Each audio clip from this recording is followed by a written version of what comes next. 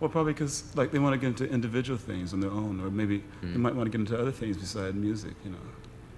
Most people know Jimi Hendrix for his revolutionary guitar playing and iconic performances, but behind the scenes, his life was full of secrets and surprises. Hendrix's daughter has now confirmed rumors that have intrigued fans for decades. Discover the untold stories of his tumultuous relationships, mysterious legal battles, and hidden aspects of his personal life. But before we get into the shocking revelations about Hendrix's private world, we need to understand the early events that shaped his extraordinary journey. Origins. Born of African American and alleged Cherokee descent, his roots trace back to his paternal grandfather, Bertrand Philander Ross Hendrix. Bertrand, born in 1866, was the result of an extramarital affair between a woman named Fanny and a wealthy grain merchant from Urbana, Ohio, or Illinois. This merchant was one of the wealthiest men in the region at the time. Jimmy's paternal grandmother, Zenora, brought her own intriguing history. A former dancer and vaudeville performer, she co-founded the Fountain Chapel in Hogan's Alley. Bertrand and Nora eventually relocated to Vancouver, Canada. There, they had a son, James Allen Hendrix, born on June 10, 1919. Known to his family as Al, James Allen would become Jimmy's father. In 1941, Al moved to Seattle, Washington, where he met Lucille Jeter at a dance. Lucille, born in 1925, was the daughter of Preston Jeter and Clarice Lawson. Her heritage was steeped in the African-American experience, tracing back to ancestors who had been enslaved. Al and Lucille married on March 31, 1942. Just 3 days after their wedding, Al was drafted into the U.S. Army to serve in World War II. The birth. Lucille gave birth to Johnny Allen Hendrix on November 27, 1942 in Seattle. He was the first of Lucille's 5 children. In 1946, his parents changed his name to James Marshall Hendrix, in honor of Al and his late brother, Leon Marshall. At the time of Hendrix's birth, Al was stationed in Alabama. He was denied the standard military furlough for childbirth and was even placed in the stockade by his commanding officer to prevent him from going AWOL to see his son. Al spent 2 months locked up without trial and received a telegram announcing his son's birth while he was in confinement. During Al's 3-year absence, Lucille faced immense challenges in raising their son. Family members and friends, especially Lucille's sister Dolores Hall and her friend Dorothy Harding, often cared for Hendrix. Al was honorably discharged from the Army on September 1, 1945. Upon his return, he reunited with Lucille and saw his son for the first time in Berkeley, California, at the home of a family friend who had been caring for Hendrix. Life after the war was tough for the Hendrix family. Al struggled to find steady work, leaving the family impoverished. Both Al and Lucille battled with alcohol drinking, leading to frequent and sometimes violent arguments. Hendrix, a sensitive and shy child, often hid in a closet to escape the turmoil. Despite these hardships, he shared a close bond with his brother Leon, born in 1948. However, Leon's frequent stints in foster care threatened their relationship. Hendrix also had 3 younger siblings: Joseph, born in 1949, Kathy in 1950, and Pamela in 1951. Due to the family's unstable situation, Al and Lucille gave these children up for foster care and adoption. The family's financial struggles meant they moved frequently, staying in cheap hotels and apartments around Seattle. Occasionally, Hendrix would be taken to Vancouver to stay with his grandmother. At 9 years old, his parents divorced on December 17, 1951. The court granted Al custody of Hendrix and Leon. Yet, through these turbulent times, music became Hendrix's refuge and passion. Music passion. In the mid-1950s, at Horace Mann Elementary School in Seattle, Hendrix developed a habit of carrying a broom with him, pretending it was a guitar. This peculiar behavior caught the attention of the school's social worker, who wrote a letter requesting funds to buy Hendrix a real guitar. fearing psychological harm if he continued without one. Unfortunately, her efforts failed, and Al refused to buy him a guitar. In 1957, fate intervened while Hendrix was helping his father with a side job.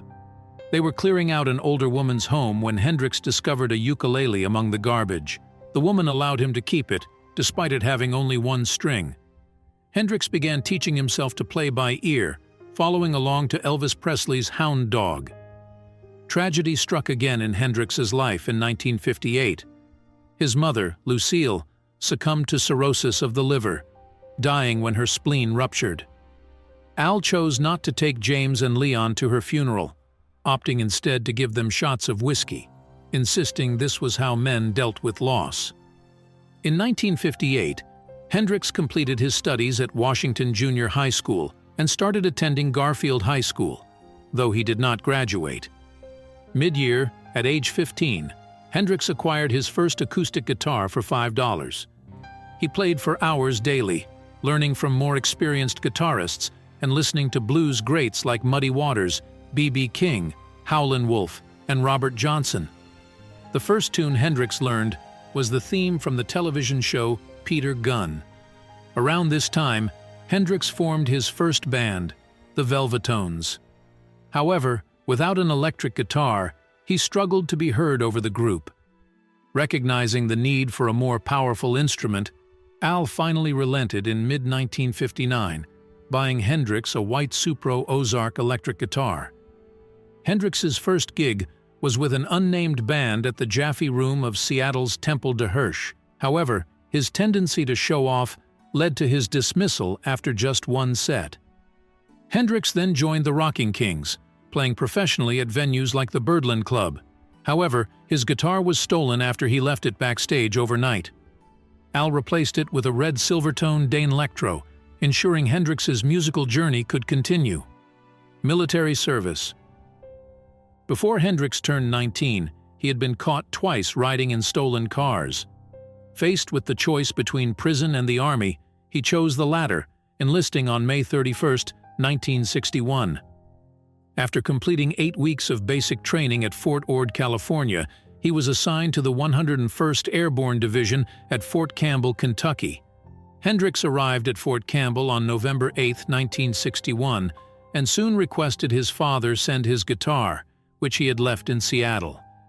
His obsession with the instrument led to neglect of his duties, resulting in taunting and physical abuse from his peers.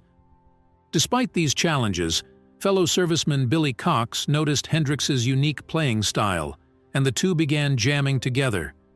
They formed a band, the Casuals, performing at bass clubs on weekends. Hendrix completed his paratrooper training and was awarded the prestigious Screaming Eagles patch on January 11, 1962. However, his conduct soon drew criticism. He was labeled an unqualified marksman, often caught napping on duty, and failed to report for bed checks. By May 24, 1962, his platoon sergeant recommended his discharge, citing a lack of interest in the Army. On June 29, 1962, Hendrix received a general discharge under honorable conditions. He later claimed he was medically discharged after breaking his ankle during a parachute jump, though no records support this. Hendrix's time in the Army was brief but significant, shaping the resilience and determination that would define his music career. Little did he know, his musical journey was about to take off in an extraordinary way. Early career. In September 1962, after Cox was discharged from the Army, he and Hendrix moved about 20 miles across the state line from Fort Campbell to Clarksville, Tennessee. They formed a band called the King Casuals. Inspired by a guitarist he had seen in Seattle, Hendrix learned to play with his teeth, a gimmick that thrilled audiences. He later remarked that playing this way was essential for survival in the local music scene. Although the King Casuals started with low-paying gigs at obscure venues, they eventually moved to Nashville's Jefferson Street. This area, the heart of the city's black community, was alive with rhythm and blues music. The band earned a brief residency at the Club del Morocco, and for the next 2 years, Hendrix made a living performing on the Chitlin circuit. a network of venues that catered to African American audiences. During this period, Hendrix also worked as a backing musician for several prominent artists, including Wilson Pickett, Slim Harpo, Sam Cooke, Ike and Tina Turner, and Jackie Wilson. His time on the road honed his skills and exposed him to a wide range of musical styles, but he felt constrained by the demands of the bandleaders he played for. By January 1964, Hendrix decided it was time to strike out on his own. He moved to the Hotel Teresa in Harlem, where he befriended lithophane Pridgeon, who became his girlfriend. Pridgeon was well connected in Harlem's music scene and provided Hendrix with support and encouragement. In February 1964, Hendrix won first prize in the Apollo Theater Amateur Contest, a significant boost to his confidence. Looking for new opportunities, Hendrix played the Harlem Club circuit, sitting in with various bands. This led to an audition with the Isley Brothers, who were impressed by his talent. He joined their backing band, the IB Specials, and in March 1964, he recorded his first single with them, Testify. Although the single didn't chart, it was an important step in his recording career. Hendrix toured extensively with the Isley Brothers, but grew tired of playing the same set every night. By the end of October 1964, he left the band. Shortly afterward, he joined Little Richard's touring band, the Upsetters. During a stop in Los Angeles in February 1965, he recorded I Don't Know What You Got, But It's Got Me with Little Richard. The single, written by Don Covey, didn't perform well on the charts, but it was another valuable experience for Hendrix. In July 1965, Hendrix made his first television appearance on Nashville's Channel 5 Night Train, performing with Little Richard's ensemble. However, conflicts with Richard over tardiness and stage antics led to Hendrix being fired later that month. He signed his first recording contract with Juggy Murray at Sue Records and briefly rejoined the Isley Brothers to record a second single, Move Over and Let Me Dance. Later that year, Hendrix joined Curtis Knight and the Squires, a New York-based R&B band. He recorded the single How Would You Feel with them in October 1965, but also signed a problematic contract with entrepreneur Ed Chalpin, which would later cause legal issues. Despite these challenges, Hendrix continued to gain experience and exposure, working with artists like Joey D and the Starlighters and King Curtis. Feeling constrained by his role as an R&B sideman, Hendrix moved to New York City's Greenwich Village in 1966. There, he was offered a residency at the Café Wah and formed his own band, Jimmy James and the Blue Flames. This new environment allowed Hendrix to develop his guitar style and material, setting the stage for the next phase of his groundbreaking career. By May 1966, struggling to earn a living wage playing the R&B circuit, Hendrix briefly rejoined Curtis Knight and the Squires for a gig at the Cheetah Club, a popular New York City night spot. During a performance, Linda Keith, girlfriend of Rolling Stones guitarist Keith Richards, noticed Hendrix and was mesmerized by his playing. This chance encounter would change everything. Keith introduced Hendrix to her circle, recommending him to the Stones' manager Andrew Loog Oldham and producer Seymour Stein. They failed to see his potential and rejected him. Undeterred, Keith referred him to Chaz Chandler, who was leaving the Animals and looking to manage new talent. Chandler saw Hendrix play at a cafe in Greenwich Village and was captivated, especially by his rendition of Hey Joe. Convinced he could turn Hendrix into a star, Chandler brought him to London on September 24, 1966, and signed him to a management and production contract. Rise to fame. Upon arriving in London, Hendrix's life took a dramatic turn.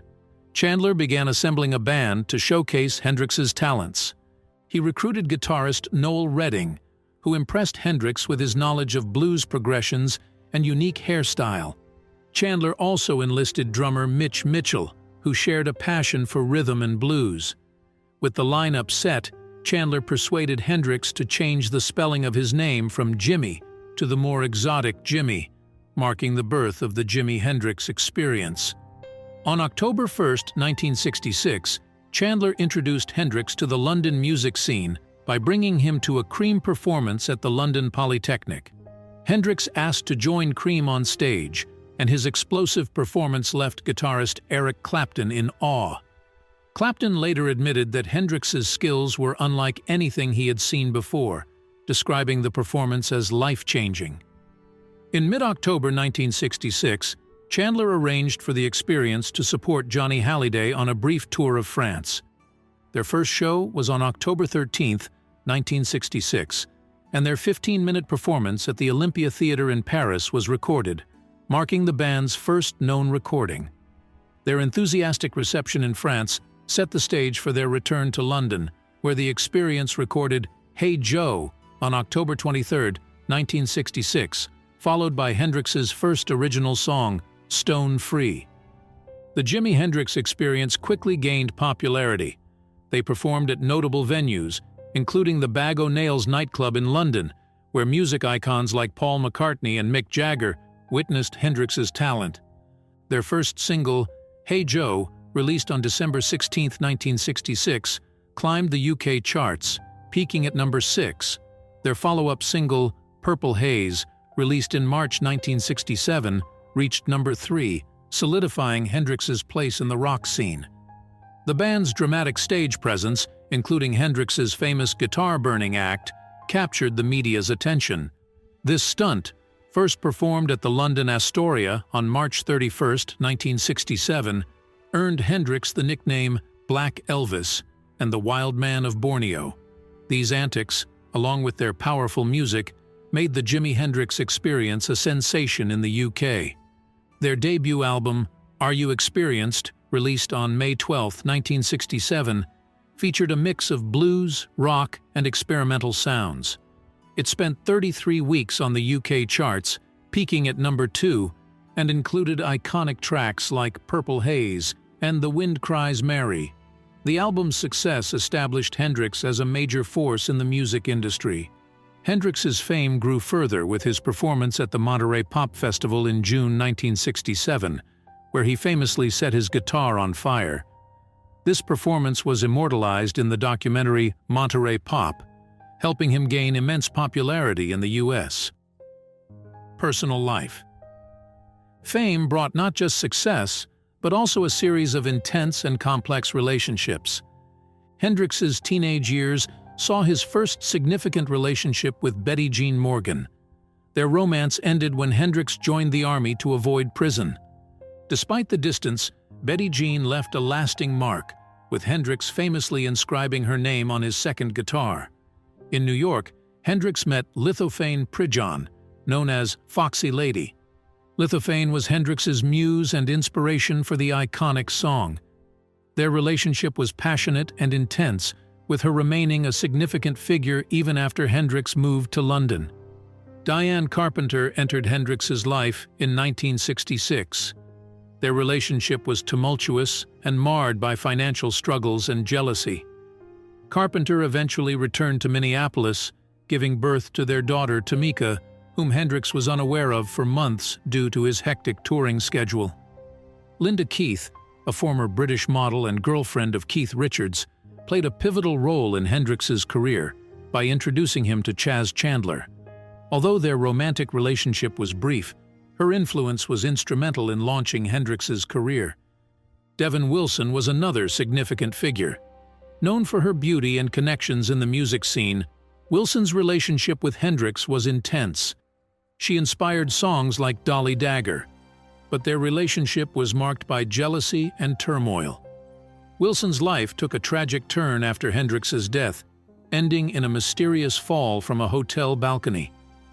Kathy Etchingham, Hendrix's girlfriend during his peak years, had a profound impact on his life. Their relationship inspired several songs, including The Wind Cries Mary. Despite their close bond, they parted ways as Hendrix's career demands grew. Eva Sundquist, a Swedish woman, had a brief but significant relationship with Hendrix. She gave birth to their son, James Daniel Sundquist, in 1969. Though Hendrix never met his son, legal battles over inheritance later acknowledged James as his child. Carmen Barrero, a former Playboy Club bunny, was another key figure in Hendrix's life. Their relationship was passionate, but often violent, reflecting Hendrix's turbulent personal life. Kirsten Nefer, a Danish model, became romantically involved with Hendrix in 1970 during his final months. Their relationship was brief yet significant, as Hendrix kept a low profile, possibly seeking peace amid his chaotic life. Monika Dannemann, a German figure skater, was the last significant woman in Hendrix's life. She was with him during his final days and found him unconscious in her apartment. Her account of his death remains controversial, adding to the mystery surrounding his final moments. His struggles. Despite his monumental success, Jimi Hendrix's personal life was plagued by struggles with substance use and erratic behavior. In July 1962, Hendrix entered a club in Clarksville, Tennessee, and spent most of his Army savings on drinks, leaving him with just $16. This marked the beginning of alcohol becoming a frequent companion, often leading to outbursts of anger and occasional physical altercations. Hendrix's experimentation with substances expanded in the mid-1960s. While he had occasionally used weed and amphetamines, it wasn't until he was introduced to the psychedelic scene that his use became more regular. By 1967, Hendrix's reputation was closely tied to the counterculture movement, and he often used substances to fuel his creativity and manage the pressures of fame. However, the combination of alcohol and other substances often had a dark side. When under the influence, Hendrix's normally calm demeanor could turn volatile. Friends and colleagues noted that he would become angry and destructive, a stark contrast to his usual persona. In January 1968, during a European tour, Hendrix got into a drunken brawl in Sweden, resulting in a serious hand injury and legal trouble. In 1969, Hendrix's erratic behavior escalated. After a burglary at his house in Benedict Canyon, California, Hendrix, under the influence, accused a friend of theft and attacked him. Shortly after, he violently attacked his girlfriend, Carmen Barrero, during a jealous rage, an incident that required medical attention for her injuries. Hendrix's legal troubles peaked on May 3, 1969, when he was stopped at Toronto International Airport and authorities found substances in his luggage. Charged with possession, he faced a stressful trial. Hendrix claimed he was unaware of the contents of the vial given to him by a fan, leading to his eventual acquittal. However, the incident cast a long shadow over his remaining months. Last works. In 1968, Hendrix and his manager Michael Jeffrey invested in the Generation Club in Greenwich Village. They planned to reopen it, but after discovering Hendrix's exorbitant studio expenses, they decided to convert it into a personal studio.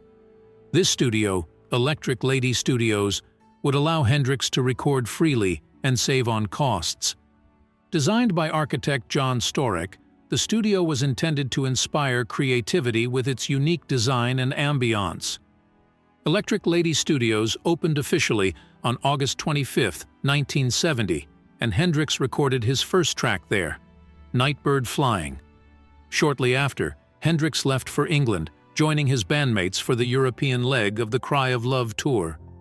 This tour was a mix of highs and lows for Hendrix. On September 2, 1970, he abandoned a performance after only 3 songs, expressing his deep exhaustion. Hendrix's final concert was at the Isle of Fehmarn Festival in West Germany on September 6, 1970. The performance was met with hostility from fans due to a previous cancellation, but Hendrix pushed through. After the festival, Hendrix, Mitchell, and bassist Billy Cox traveled to London. Cox, suffering from severe paranoia, left the tour shortly after. In London, Hendrix discussed leaving his manager and sought new direction in his career. On September 16, 1970, he made his last public appearance during an informal jam at Ronnie Scott's Jazz Club in Soho. He played a few songs with Eric Burdon's band War before leaving the stage, marking the end of his performing days. Death. The details of Hendrix's last day are clouded in mystery. He spent September 17th with Monica Dannemann, the only witness to his final hours. They spent the evening together, returning to her apartment late at night. The next morning, Dannemann found Hendrix unconscious and unresponsive. He was transported to St. Mary Abbott's Hospital, where he was pronounced dead on September 18, 1970. A post-mortem examination concluded that Hendrix died of asphyxia due to inhaling vomit while under the influence of barbiturates. The coroner declared an open verdict, citing insufficient evidence about the exact circumstances of his death. Hendrix's body was flown to Seattle, where his family held a service before burying him in Greenwood Cemetery, next to his mother. Over 200 people attended the funeral, including notable musicians and friends. Hendrix's death at 27 added him to the infamous 27 Club, a group of musicians who passed away at that age, cementing his tragic legacy. As we look back on Hendrix's life, it's clear that his immense talent and turbulent personal struggles combined to create an enduring legend that continues to captivate the world. Sons. Hendrix's legacy extends beyond his music, encompassing a complicated personal life. Despite not publicly recognizing any children during his lifetime, it's now widely accepted that Hendrix fathered 2 children. Tamika Lorice James Hendrix, born on February 11, 1967 in Minneapolis, is reportedly his oldest daughter, the product of his relationship with Diane Carpenter. Diane lived with Hendrix briefly before returning to Minneapolis when she became pregnant. James Daniel Sundquist, born on October 5, 1969, in Stockholm, is Hendrix's second child. He was born from Hendrix's brief romance with Eva Sundquist. Despite being recognized by Swedish courts in 1975, the paternity decision was made without DNA testing. James Sundquist, who strikingly resembles his father, lives a private life in Stockholm. Hendrix's relationships with both Diane Carpenter and Eva Sundquist were brief but impactful. Diane's attempt to claim a part of Hendrix's inheritance for Tamika was unsuccessful in 1972. James Sundquist's inheritance claim in the late 1970s did succeed, granting him legal recognition as Hendrix's son, despite the lack of DNA evidence. Tamika and James did not share a close bond, adding to the fragmented legacy Hendrix left behind. Despite the lack of public acknowledgement, their existence adds another layer to the story of one of rock's greatest legends. The mystery surrounding Hendrix's personal life continues to intrigue fans and historians alike. His music remains timeless, but his life story, marked by complexity and controversy, adds to the enduring fascination with his legacy. Thank you for watching. Don't forget to like, subscribe, comment, and turn on notifications for more intriguing insights into the lives of legendary figures.